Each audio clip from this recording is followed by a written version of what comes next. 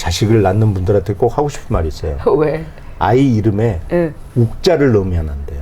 제가 희곡을 쓰면 내 인물이 이렇게 가는 길이 있잖아요. 이렇게 그렇지, 어떤 그렇지. 일이 생기면 일로 가고 그렇지, 생기면 일로 가고 이제 이렇게 가잖아요. 제 인생을 이렇게 보면 이 전환점들이 있거든요. 다 욱해서 그런 거예요.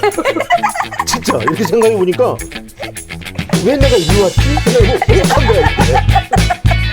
이렇게. 아이고 사람 주고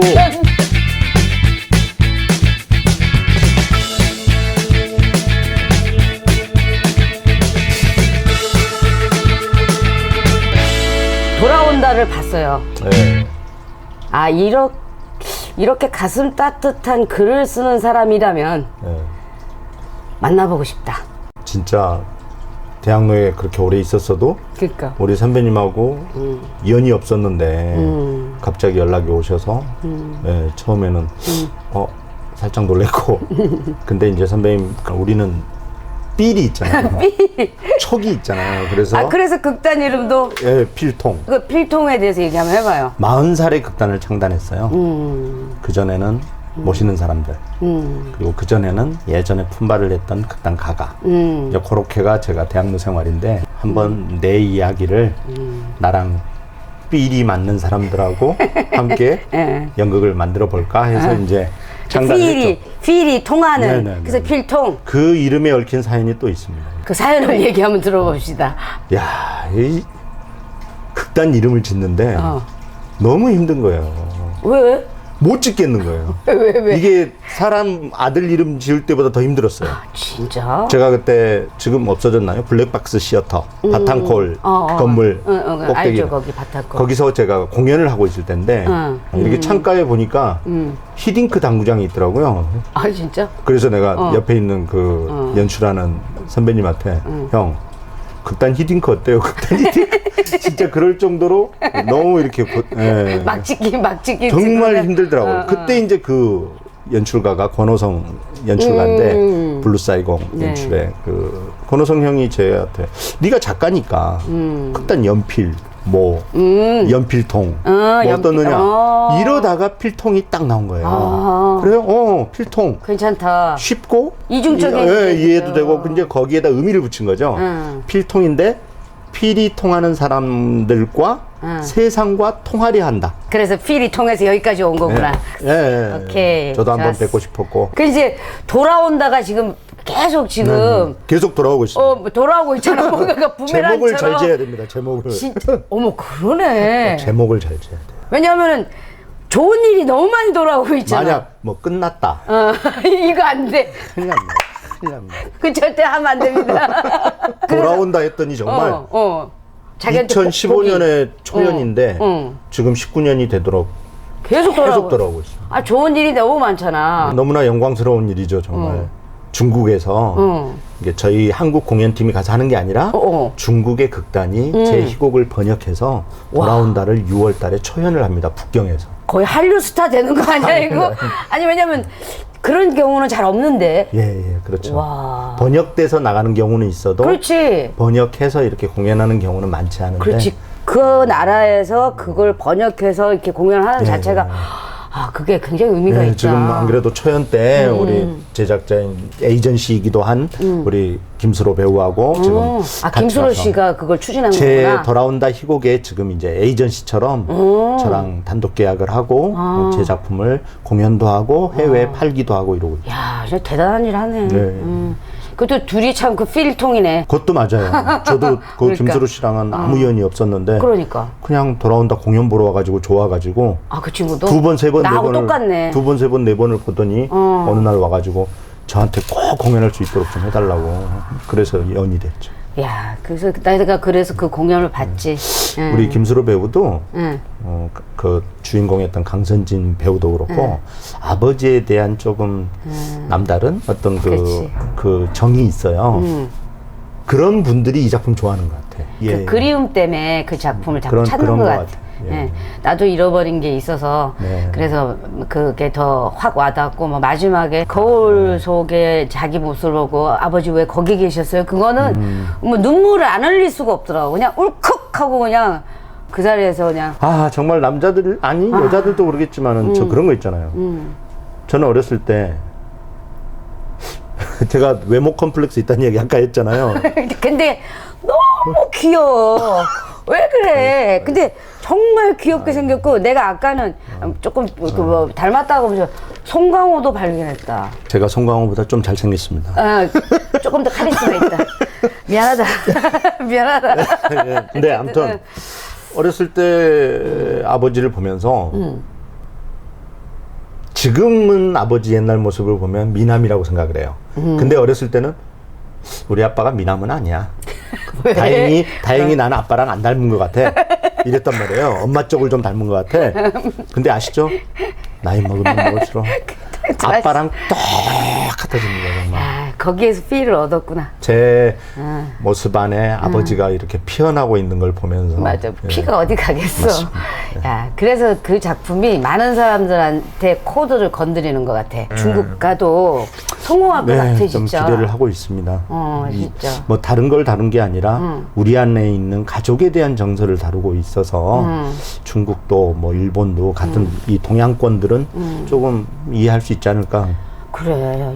제가 혹시 북경 진짜 가게 되면 보고 와서 선배님한테 꼭 문자 남겨놓겠습니다. 어땠는지. 중국 관객들이 어땠는지 예. 반응 꼭 알고 예, 싶다. 예, 예. 그래서 돌아온다를 보고 내가 이제 탐나는 역이 있었거든. 예. 욕쟁이 할머니. 나 저거 하면 욕 신나게 잘하고 있는 건데. 충분히. 욕을 너무 맛있게 아니 근데 툭 하고 던지는데 너무 잘하는 거야. 진짜 선배님 있습니다. 예. 나도 욕 잘할 수 있어. 그래서 아니 참 잘한다. 근데 그분이 자기 와이프라면서. 예. 그 사람이 내 와이프야. 그럼 다들 깜짝 놀라는 거예요. 그러니까. 제가 거기다가 꼭 한마디를 더 합니다. 분장 벗기면 예뻐. 부인도 한번 초대해야겠다, 배우로. 왜냐면 그런 역은 정말 가슴이 따뜻하지 않으면 욕을 하면 거부 반응 생기잖아. 와이프는 저의 연금보험입니다. 그러니까.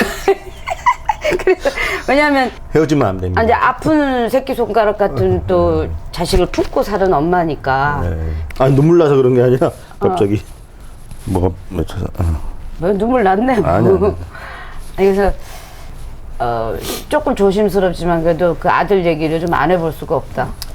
왜냐면 연기가 묻어 나오니까.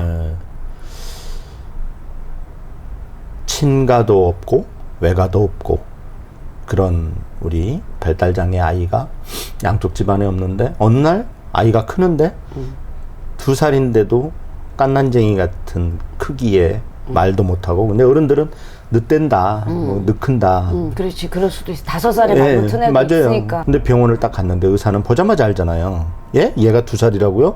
그래서 바로 그냥 의사들은 고민 없이 검사 받아보시죠. 이제 했더니 염색체 이상이 나온 거죠. 그러니까 염색체 이상, 다운 증후군이 23번 염색체 이상이면 우리 아이는 그보다 더 위험한, 더 희귀한 16번 염색체 이상이에요. 그 경우는 보통 유산이 되거나 태어나지를 않죠. 근데 우리 아이는 세상에 나왔잖아요. 그러니까 그것도 기적이다. 그래서 아직까지 말은 못하지만은 그래도 이제 눈치와 우리끼리 통하는 뭐 이런 걸로 이제 뭐 잘 살고 있는데 그래서 그 아이가 지금 24살이에요. 저희가 결혼이 24주년이니까. 허니문 베이비네. 예. 와이프가 그 아이를 거의 다 건사를 했죠. 저는 뭐 정말로 한 일 없는 것 같고 생각하면 생각할수록 우리 와이프가 너무 위대해요.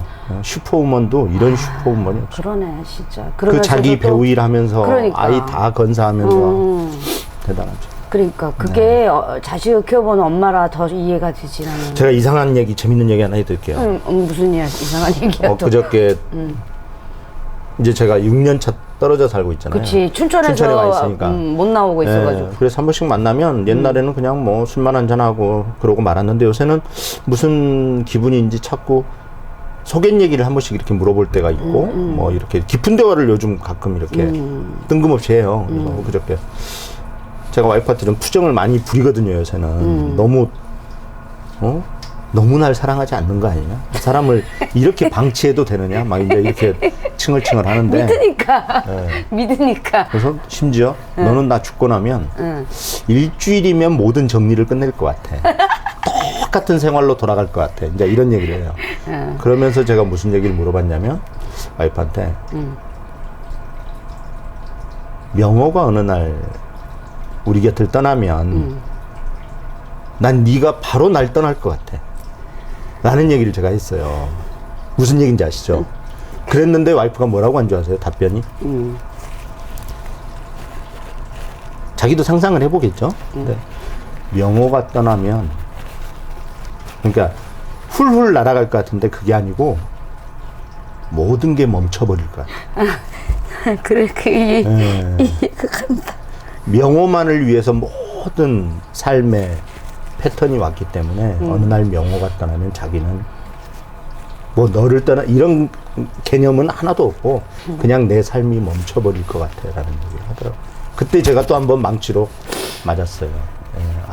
그래, 그게 엄마의 마음이다. 그녀에게 명호는 저렇게 큰 존재구나.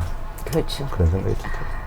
뭐 분명한 거 하나는 저를 공부시키고 사랑을 알게 한 건 맞는 것 같아요. 제가 명호가 없었으면 저한테 장애 아들은 다 남의 일이겠죠.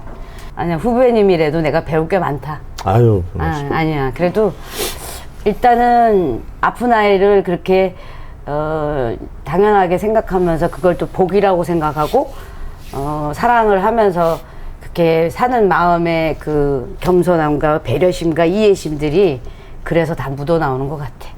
그래서 그 돌아온다가 정말 제목 잘 지어갖고 다 돌아가고 있는 것 같아. 뭔가 복을 받고 있는 것 같아. 근데도 아직 철이 덜 든 게요. 왜? 제가 아직 이 나이인데도 이 성격이 욱하는 게 있어요. 그래서 때로 그르칠 때가 있어요, 일을. 그럼 좀 어때? 제가 정말 기분파여서 기분이 확 가면 이상한 짓을 해요. 무슨 짓 하는데? 그러지 않았으면 지한테 이익인데 욱 해가지고 아니 근데 너무 인간적이잖아. 모르겠어요. 아니 왜냐면 저는 그럴 때마다 예의 바보야. 물론 이제 그래서 일을 그르치는 게 그게 만약에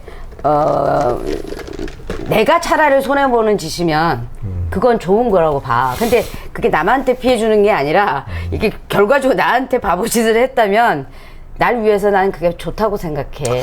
이렇게 제가 희곡을 쓰면 내 인물이 이렇게 가는 길이 있잖아요. 이렇게 그렇지, 어떤 그렇지. 일이 생기면 일로 가고 그렇지, 생기면 일로 가고 이제 이렇게 가잖아요. 제 인생을 이렇게 보면 이 전환점들이 있거든요. 다 욱해서 그런 거야. 진짜 이렇게 생각해 보니까 왜 내가 일로 왔지? 생각해보면 욱한 거야 이때. 아이고 미안하다. 아니 우리가 사실 나도 좀 그런데 제가 도립극단에서 춘천 인형극제로 옮긴 것도 욱해서 그런 거예요. 아니 그래서 중요한 진짜 거는 이거 처음으로 세상 밖으로 꺼낸 이야기예요. 방금. 진짜. 방금 얘기. 야 근데 그 왜 이렇게 그러니까 뭐라 그러지 통쾌하냐? 그 얘기가. 아휴, 아무도 모르죠 이 사연은. 아무도 모르는데. 그렇지 바깥으로 표현하지만 얘기 안 하니까. 욱한 바람에 옮긴 술이 거예요. 늘었다. 네. 술로 달래면서 여기까지 온 거구나. 맞아요. 뭐 진짜 바로 보신 거예요. 제가 혼술을 많이 하는 이유도 저를 좀 달래야 되니까 이렇게 바깥 생활하다가 집에 들어가면 버릇처럼 꼭 이렇게 한 잔을 해요. 그게 저를 이렇게 추스리는 작업이에요. 근데 사람들은 잘 모릅니다. 제가 지금 이렇게 얘기하면 아유 선 작가가 뭘 욱해. 정말 제가 일상에서 웬만해서는 잘 안 보여주거든요. 근데 안에는 그게 있다라는 걸 좀 아셨으면 좋겠어요. 진짜 얼마나 근데 나는 근데 욱하는 것 때문에 방향이 틀어 이게 너무 확 와닿는다. 야. 본인한테는 굉장히 창피한 일일 수도 있어요. 아무가 창피한 일도 아니고 계속 욱했으면 좋겠어. 진짜요? 아니 왜 그러냐면 그랬을 때마다 새로운 뭔가가 탄생할 것 같은 예감이 들어. 진짜요. 한편으로 생각하면 그냥 철이 안 들고 싶다. 멋지다. 제가 기국 선생님 좋아하는 이유. 그러니까 둘이 의식의 흐름이 통할 거 아니야. 여전하시잖아요. 여전하지. 안 변하실 것 같아요. 돌아가실 때. 자기도 안 변할 것 같아. 진짜 저 그랬으면 좋겠어요. 그냥 그럴 리가 없어. 20년이 지나도 아마 선배님이 그때 혹시라도 저를 보시면 야 똑같다 그러면 저 완전 칭찬받은 확인 좀 해주세요. 확인 좀 해줄게. 손을 변했는데. 이러면 그때 내가 꼭 한번 봐야 되겠다. 20년 진짜 안 뒤에. 변하고 싶어요. 그때도 욱했으면 좋겠다 이런 생각을 정말 합니다. 때론. 그러니까 그 욱하는 거가 이렇게 사람들한테 피해주는 욱이 아니라 내 스스로한테 울컥하는 거잖아. 그게 왜 나빠? 욱해가지고 술을 좀 끊었으면 좋겠는데. 술 안 먹을 거야. 꼴깍 하고 술 마셔. 옆에. 소주 한잔 하면서 얘기하는 것 같아요. 그치. 이거 소주로 생각하고 마시면 돼. 마인드 컨트롤 하면서 마시면 네. 되지. 그러지 마세요. 저 어제 많이 마셔가지고 지금 숙취가 심합니다. 그 어제는 또 무슨 열이 받아서 욱했죠, 욱했어 또 어제. 왜 또 욱했어? 그거 한번 얘기해봐. 저 속 팍 풀고 가. 제가 좀 의욕맨이잖아요. 그렇지. 스페인 돌아다닐 때 봐서 알아봤어. 네, 인형극 막 찾아다니고 막. 일기 같은 메모를 쓰거든요, 늘. 근데 어제 뭐라고 메모를 했냐면, 넌 항상 의욕 과잉이 문제다. 그러니까 남들보다 욱하니까 앞서가는 거죠. 그러다 보면 꼭 문제가 하나씩 생겨요. 세상은 사람은 제 기대만큼 절대 안 오거든요. 그렇지. 내 맘 같지 않아. 이미 알고 있음에도 어제도 의욕은 넘치는데 뭔가 속상한 일이 좀 있었어요. 세상이 날 안 알아주는 것 같은 거죠. 그렇지. 그래서 그거는 남 탓을 할 게 아니라 이번에도 역시 네가 너무 과잉이다 지금. 좀 좀 기다려라. 좀 참아라. 저를 좀 정지시키는 이제 그러려고 어제 좀 항상 그게 저는 사람 일이든 세상의 일이든 제가 너무 마음이 앞서가서 문제가 된 경우가 근데 난 그거 너무 잘 알아. 참 문제가 이렇게 있어요. 네. 너무 좋다 근데. 근데 그런 사람들이 많았으면 좋겠어. 나는. 에이 그러면 세상이 너무 시끄럽죠. 시끌벅적하고 좋잖아. 사람 냄새 풀풀 나는 건 시끄러워도 괜찮아. 오해 있잖아요. 오해. 오해. 제가 오해를 참 싫어하는 것 같아요. 그러니까 보면 예를 들어 친구가 있잖아요. 이렇게 알고 이렇게 하는데 이 친구한테 좀 전해줘. 내 마음은 그게 아니라고. 근데 중요한 거 이 사람이 이걸 안 전해버리거나 잘못 전해버리면 이렇게 오해가 생겨요. 그래 맞아. 저는 그게 너무 싫은 거예요. 근데 다이렉트로 이 사람한테 얘기를 하자니 또 이 사람을 무시하는 것 같고 뭐 그런 일들이 있잖아요. 그래서 그냥 오해하는 것 같아도 참아버릴 때가 있고 전 또 욱하면 새벽에 또 쫓아가죠 이제. 그게 아니고 이거라고. 저 진짜 옛날에 광주에 고향에 일 보고 있는데 서울에서 누가 오해를 하고 전화를 한 거예요. 근데 진짜 갔어? 거기 있어. 어디 가지 마. 근데 차가 없어가지고. 그래도 그 힘으로 지금까지 이렇게 맞아요. 일해. 그건 맞습니다, 맞아. 선생님. 계속 뜨거움이 생기잖아. 이 길을 걷는 후배들한테 하는 말 중에 하나가 또 있어요. 승질머리 없으면 일 못한다고. 연출이든 작가든 배우든 그 승질을 일로 옮기면 돼요. 그러니까 완벽하고 싶은 욕구를 자기 일에다 쏟으면 되지. 그걸 사람한테 풀려고 하면 싸움만 일어나죠. 그치 상처만 받지.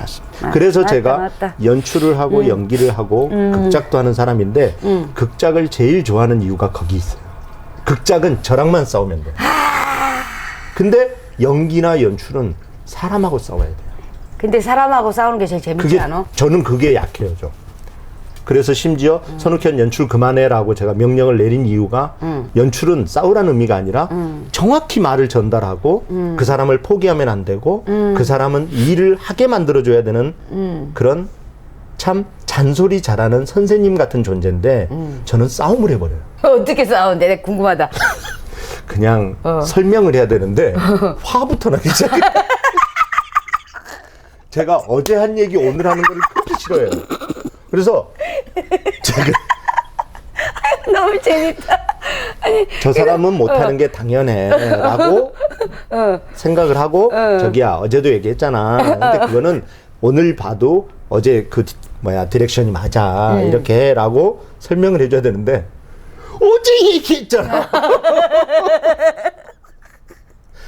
디렉션을 감정적이지 않게 받아들여야 되는데 저 사람이 나한테 화를 내고 있으니까 그렇지. 감정적으로 받아들이는 순간 그 관계는 끝나버리거든요. 그래서 제가 너는 이 연출은 하지 마. 배우 원래 하고 싶었는데 왜 요즘 안 하고? 평생의 제 욕심이죠 정말.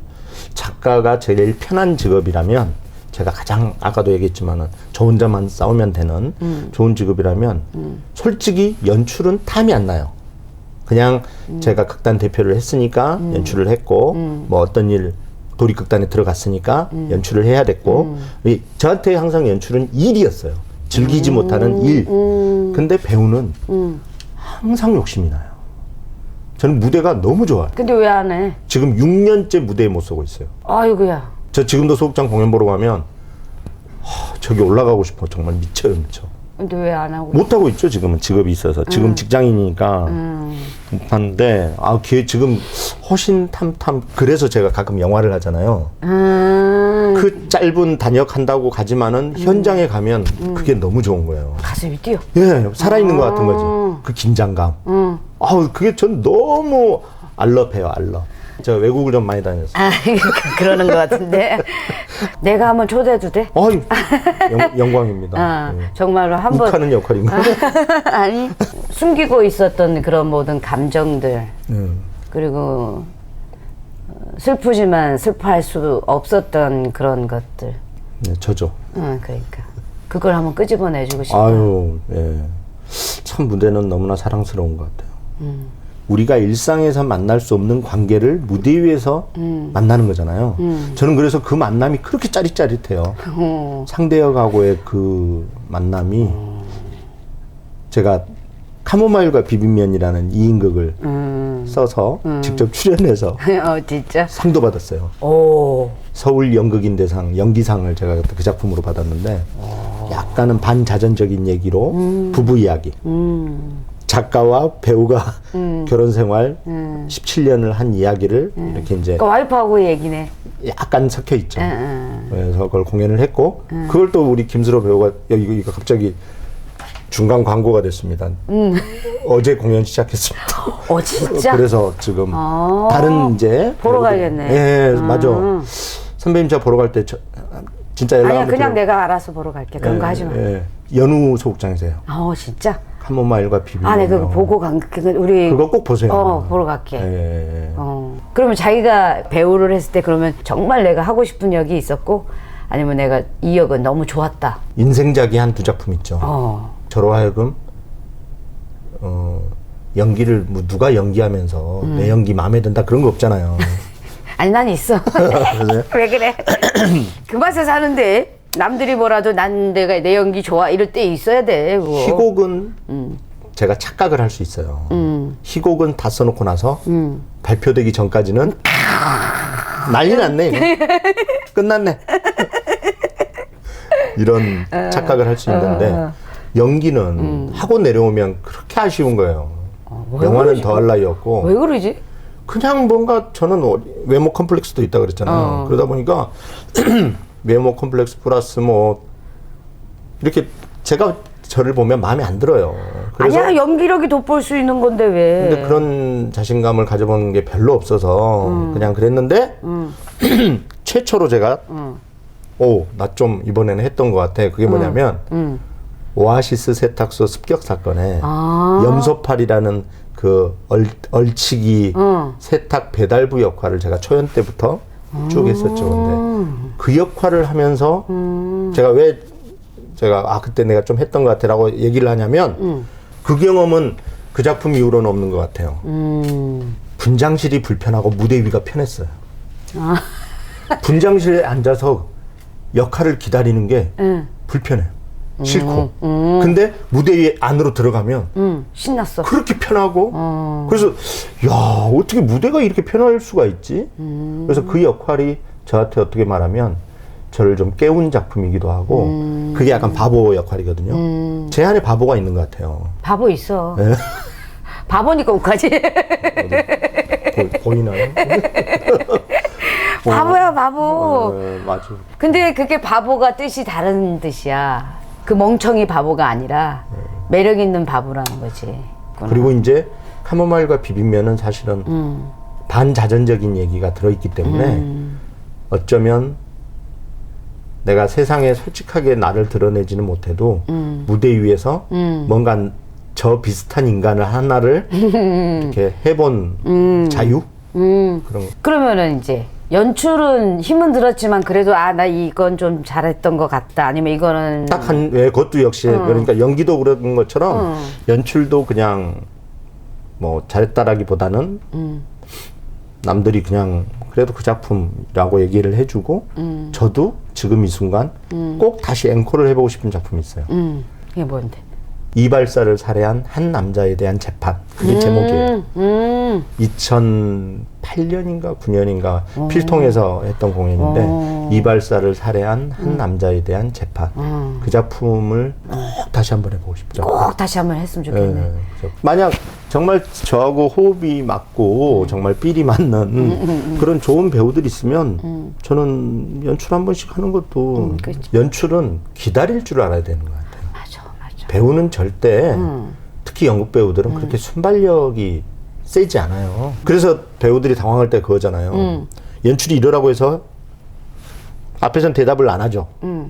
생각하느라고 대답 안 한 건데 예전에 저 같으면 왜 대답을 안 하냐고.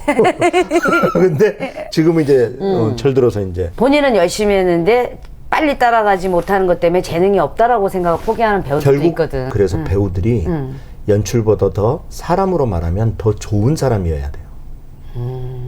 무대 위의 책임은 배우가 지는 것도 있지만은 큰 선에 대한 거라든가 이런 것들은 어차피 연출이 해야 되는 거잖아요. 그치. 그러니까 져주는 사람. 비위를 맞추는 게 아니라. 아유, 그럼요. 그 방향 때문에 참아주는 거지. 그렇지. 비위를 맞추는 건 아니죠. 그렇지. 예. 맞아. 그 방향성 때문에 참아주는 거지. 그게 좀 무서워요. 제가 지금 한 가지를 제가 더 좋아하는 일이 하나가 있어요.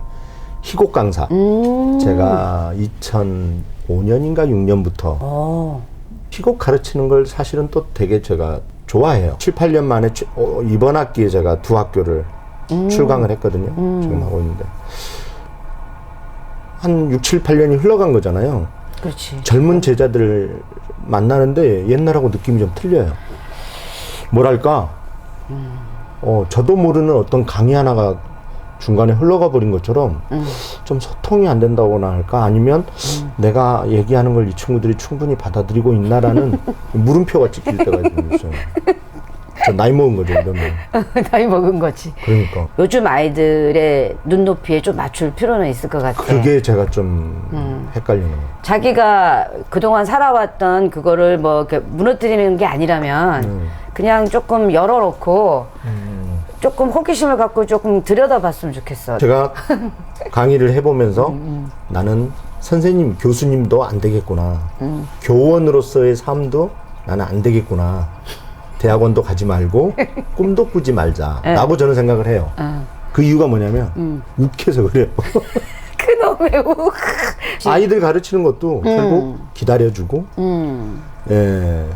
더 살피고 또 책임감을 가지고 그 아이들 성장할 때까지 함께 있어주고 아 선생님 하는 건 저는 저를 더 사랑하잖아요. 그러다 보니까 이 친구들 비싼 등록금 내고 공부하는데 내가 지금이야 강사지만은 교수님이 돼서 이 친구들하고 4년을 보낸다, 뭐 2년을 보낸다 이러면 미안할 것 같아. 자기가 하고 싶은 게 더 많아서 그럴 수도 있어. 맞아요. 그리고 나는 그냥 자기가 그 욱하는 성질 버리지 말고 그걸 무대 위에서 배우나 그리고 혼자 자기와의 싸움에서 작가를 하더라도 그거 계속 했으면 좋겠어. 그냥 그게 없으면 근데 안 된다. 연기자도 그렇죠? 아, 더 심하지. 그래서 제가 연기자보다 작가라고 생각을 하는 이유가 그 욱함을 작가 때보다 덜 하는 것 같아요. 확실히 비교를 해보면 이쪽이 더 세요. 배우할 때는 글 쓸 때처럼 그렇게 치열하게 하는 것 같지 않아. 근데 그렇게 배우를 그렇게 하고 싶은데 왜 그래? 그건 모르겠어요. 그건 분명히 심리학적으로 파고 들어가면 이유가 분명히 있을 거예요. 내가 더 잘할 수 있는 거에 지금 올인하고 있는 건가? 모르겠어요. 아니면 외모 컴플렉스야? 이렇게 비유를 해볼게요. 고3 때 공부를 꽤 열심히 했어요. 그래도 뭐 10% 안에 드는 수준이긴 하지만은 근데 제가 볼 때 나만큼 열심히 안 한 친구가 공부를 더 잘하는 거예요. 그걸 보고 제가 공부는 내 몫이 아니구나. 그래서 고3 시험이 끝나자마자 저는 공부를 버렸어요, 그냥. 이건 내 몫이 아니다. 아, 욕심이 대단하다. 그러니까 네. 욕심이 그냥 그 10% 안에 들어도 되는데. 1등이 하고 싶구나. 1등이 하고 싶구나. 연기는 제가 1등을 못 할 것 같은 거예요. 왜? 자신이 없는 거죠. 희한하게. 근데 글은 누가 보면 너는 글도 1등이 아니야 라고 얘기할 수 있잖아요. 근데 글은 욕심이 나요. 내가 1등을 못해도 내가 네 글이랑은 다르잖아. 내 글은 내 글이야 라는 욕심이 생기는데 연기는 그 똑같은 욕심이 잘 안 생겨요. 사실은 자기가 극복해야 될 문제인 거네. 예. 왜냐면 연기를 하면 잘할 텐데 자기한테 조금 진심을 가지고 갖고 있는 걸로 뭔가 뿜어내고 거기에 최선을 다하면 분명히 알아주는 사람이 한둘 생기면서 제대로 된 저 정말 팬이 생길 텐데. 선배님 좋은 얘기 방금 해주신 게 제가 좋은 선배, 좋은 선생님을 만나서 연기를 계속했으면 지금의 작가 위치보다 더 나을 수도 있었을 거예요. 진짜 이거는 완전 건방 떠는 얘기인데 그건 맞아. 저 20대 때 선배들이 광주 선배들은 그랬어요. 네가 서울에 가서 연기를 안 하고 왜 글을 쓰니? 넌 연기자야. 선욱현 넌 연기를 해야 돼. 그래서 그런 끼가 그때는 있었다는 거잖아요. 뭔가 상처 입은 일이 있었구나. 아마 저의 예가 젊은 사람들한테 분명히 타산지석이 될 거라고 저는 생각을 하는데 그런 풍운의 꿈을 안고 20대에 대학로를 다 갔잖아요. 맞어. 그래서 잘하는 사람이 너무 많은 거야. 거기에 질린 것 같아. 그냥 바보같이. 자기가 생각할 때 뭘 잘했는데. 이런 거 있죠. 역할에 대한 몰입도 라든가 외모도 있어요. 내가 봤을 때는 몰입도보다 외모가 큰 것 같은데. 지금 컴플렉스 있는 사람한테 또 까시는 겁니까 지금? 그게 아니라 그래서 연기가 보이는 얼굴인데 왜 그걸 몰랐을까 싶어서. 몰랐죠. 아무도 그런 얘기는 안 해줬던 것 같아요. 그래 맞아. 근데 나도 네. 그러니까 젊은 사람들이 저의 예를 보고 좀 힘을 얻었으면 좋겠어요. 그 문제가 아니거든. 맞아요. 그러니까 잘 만나야 돼. 그래서 생긴 것도 하나도 중요한 게 아니잖아요. 아니에요. 그러니까 배우가 사실 너무 잘생겨서 연기가 안 보이는 케이스도 많아. 저요?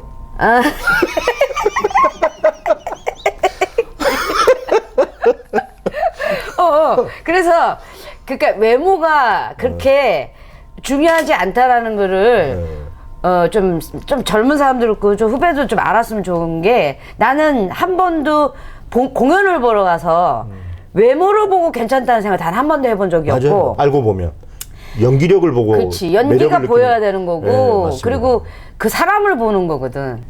사실은 연기도 사람이 좋으면 그냥 그 사람이 뭘 해도 이쁜 거지. 그렇기 때문에 이 사람이 너무 좋아. 그러면 그 사람이 한 모든 게 난 다 좋아 보이는 거지. 그럼 선배님 나 이거 하나 질문해도 돼요? 응, 하세요. 이제 내가 갑자기 질문 받아. 저도 동의하는 게 작품을 보면 그 사람이 보이거든요. 그럼. 작가도 그럼. 연기도 마찬가지잖아요. 그럼요. 방금 그러셨잖아요. 사람이 그러면 자기가 자기를 생각했을 때 난 쓰레기야. 난 인간적으로 남한테 칭찬받을 만한 내세울 만한 거리가 하나도 없는 쓰레기 같은 녀석이야 라고 스스로를 생각하는 사람은 배우가 될 수 있어요. 자기가 너무 욕심이 하늘을 찌르듯이 많다 보니까 그게 열망이잖아. 열망. 그건 욕심이 아니라 열망이거든. 그치? 그러니까 그 열망이 팽배하다 보니까 갑자기 순간에 각성이 되면서 확 무너지는 거거든. 땅으로 딱 떨어지면서 자기가 생각했던 그 높은 위치에 그게 갑자기 푹 꺼져 버리니까 난 아무것도 아니야 라는 제가 20대 때 겪었던 게 그 비슷한 게 있었던 그러니까. 거예요. 네. 그래서 그런 거야. 근데 그럴 필요가 없는 게 열망은 또 부풀리는 거야. 또 부풀린다. 그렇지. 그러니까 또 부풀리고 팽배해질 때까지 그 순간도 아름다운 거야. 그게 작가는 돼요, 제가. 배우도 돼. 근데 배우 할 때는 말씀하신 대로 제가 예전에 품바도 했어요. 잘 어울렸겠다. 99년도부터 3년 동안 제가 450회를 했어요. 모노드라마를. 근데 그때도 역시 아무리 무대 위에서 뛰고 떠들고 놀아도 제가 생각하는 이게 안 되는 거예요. 네가 생각하는 게 뭐예요? 거지를 잘했으면 좋겠는데 잘 놀았으면 좋겠는데. 그만큼이 안 올라가는 거야. 그러니까 잘했으면 좋겠다는 그 마음을 묶은 거지. 그냥 편하게 놀면 되는데. 그게 안 되는 거야. 그게. 그러니까 연기자를 잘 하려면 선생님 그러니까 어떻게 하면 그걸 잘할 수 있죠? 그 기구수 선배님이 나보고 잘 논다고 해서 네. 가만 생각을 해봤거든. 내가 이제 그거는 내가 잘 노니까. 나 무대 위에 올라가면 관객이 다 보이거든 나는. 저는 못 봐요. 안 봐요. 예. 그러니까 안 보여요, 안 보여요. 나는 왜냐면 왜 무서워해? 무서워요. 그러니까 왜? 그냥 무섬증이 생겨요. 예. 그냥 사람들인데 왜? 제가 약간 이율배반적이고 모순적인 사람이라는 게 저를 아는 대부분의 사람들은 잘 놀잖아. 무대 위에서 잘하는데 왜라고 얘기하는데 전 굉장히 무서워하는 거예요. 그거는 이런 것 같아. 사실 마음속 저기 깊은 곳에 내가 남한테 무시당하는 게 싫잖아. 네. 그리고 민폐 끼치는 거 싫고. 그러니까 남들도 나한테 그렇게 대하는 게 싫은 만큼 나도 그 사람들한테 그렇게 대하는 게 싫은 거잖아. 지금 선배님과 대화에서도 깨달은 게 있고 제가 이전에도 얼마 전에도 살짝 철이든 부분이 있어요. 작년엔가. 뭔데? 그 욱한 사건 때. 제 단점을 하나 발견한 게 있어요. 그게 지금의 대답이 될 수도 있는데 남한테 이쁨 받으려 한다는 거예요. 그러니까 실망을 하죠. 근데 선배님 말씀대로 그냥 나는 나로 하면 되는 거잖아요. 그래. 왜 이쁨을 받아야 돼? 그 평가는 누가 하는 건데? 그렇게. 그 마음의 평정을 찾아야 되는 것 같아. 내가 어떤 일을 할 때 누군가에게 잘 보일 필요도 없고 이쁨 받을 필요도 없고 그냥 난 나야. 예, 크게 이 나이에도 도를 아직 득하지 못한 그게 있는 거예요. 그래야 연기를 할 수 있을 것 같아. 충분히 너무 멋있고 그리고 그냥 살아온 어떤 냄새, 향기 그게 너무 좋아.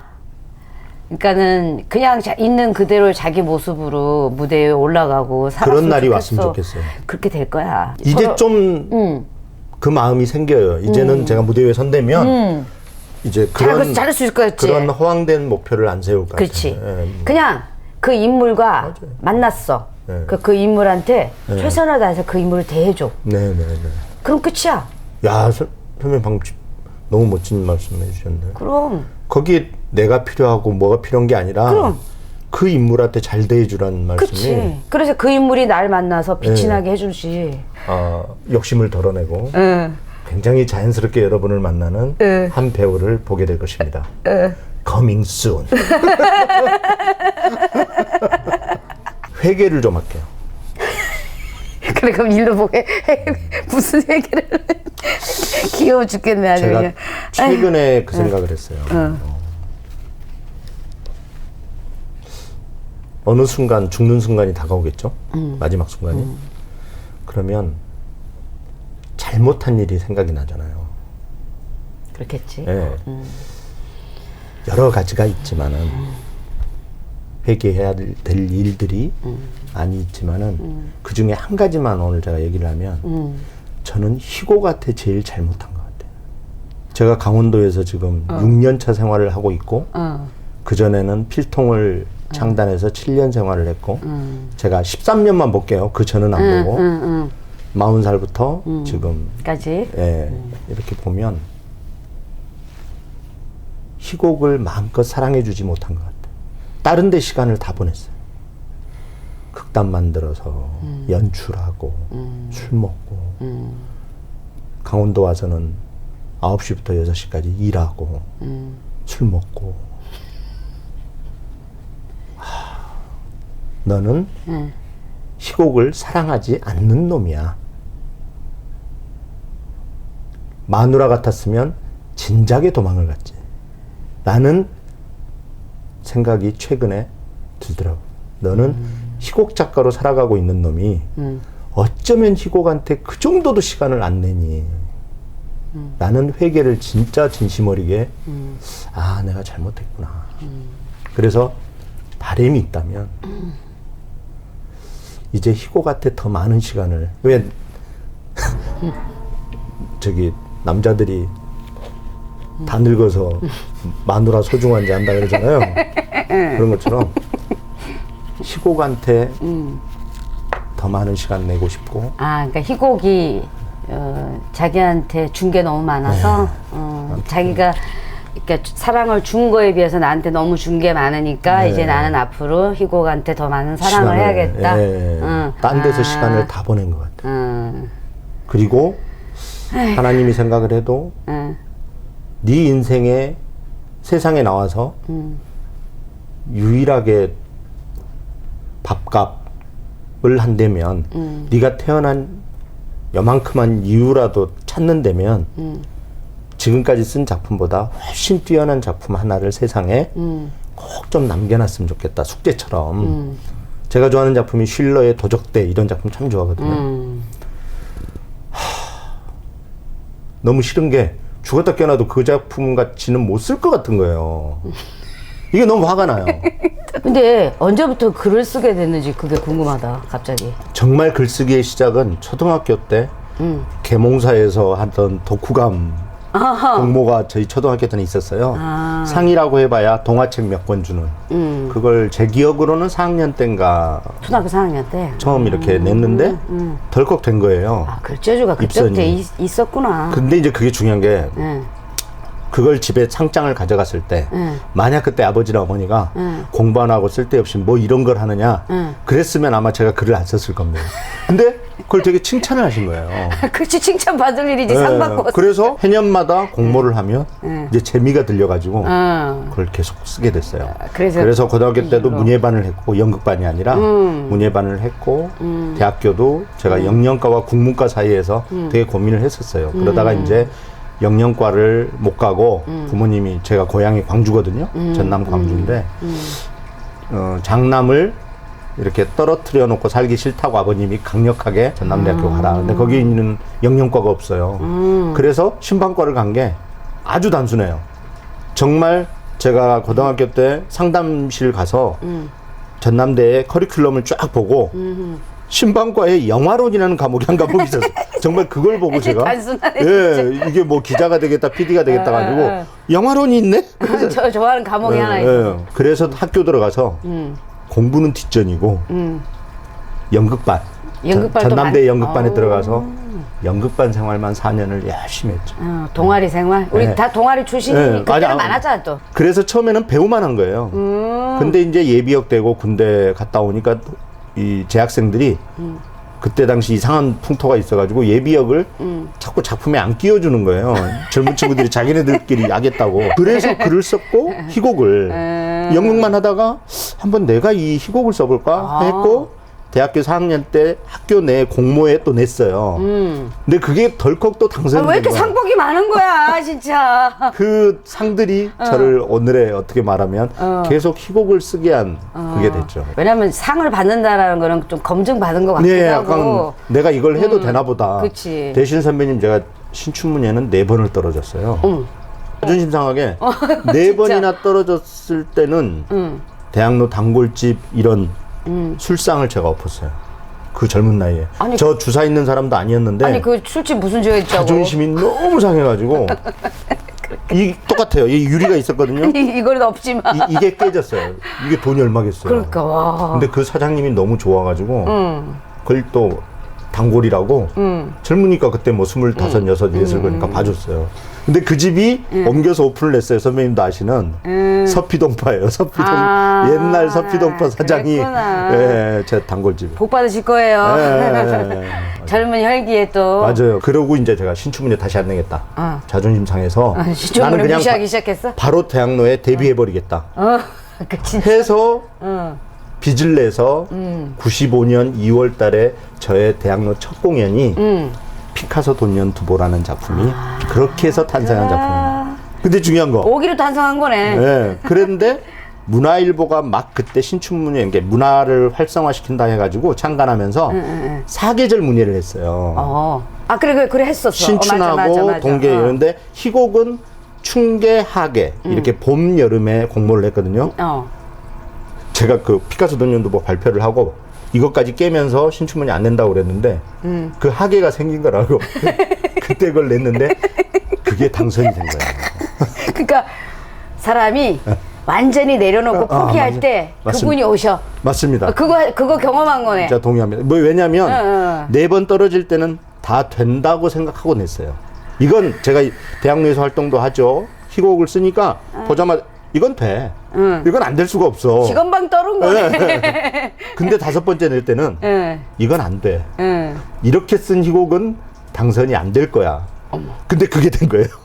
웬일이야, 웬일이야. 세상이 그렇더라고요, 진짜. 좀 공부 좀 했겠다. 저 지금 나이에도 정말 지금 우연히 선배님은 나온 얘기지만은 세상이 내가 꼭 쥐겠다고 해서 되는 게 아니더라고요. 아, 그래, 맞아. 이제는 그거를 충분히 아는 나이가 됐어. 그냥 내려놨을 때. 근데 그 나이 됐다고 다 아는 건 또 아니야. 없습니다. 예. 근데 그걸 깨달은 것만 해도 당신 대단한 사람이다. 아직도 한참 더 가야지. 아유, 내가 충분히 지금 잘 걸어가고 있어서 초대지. 저 지금 살짝 편집 영상을 기대하게 돼요. 이런 기분 있잖아요. 연기자가 무대에서 연기를 했는데 가짜가 아니라 뭔가 진짜처럼 한 것 같아서 이거는 내가 미화시킨 것도 아니고 뭣도 아니고 그러니까 나중에 얘기 나오면 창피할 수는 있겠지만은 그래도 전혀 그러지 그냥 않을 거야. 우리 세상 사람들한테 선욱현의 어떻게 말하면 아주 솔직한 얘기를 전할 수 있는 시간이 됐구나. 선배님 덕분에. 안 그랬으면 사실 오늘 한 얘기 중에 어떤 얘기들은 이 자리가 아니었으면 아무도 몰랐을 거예요. 그러니까. 어디다가도 얘기할 수 없는 이야기들을 오늘 좀 한 게 있어요. 그래서 오늘 자리가 진짜, 야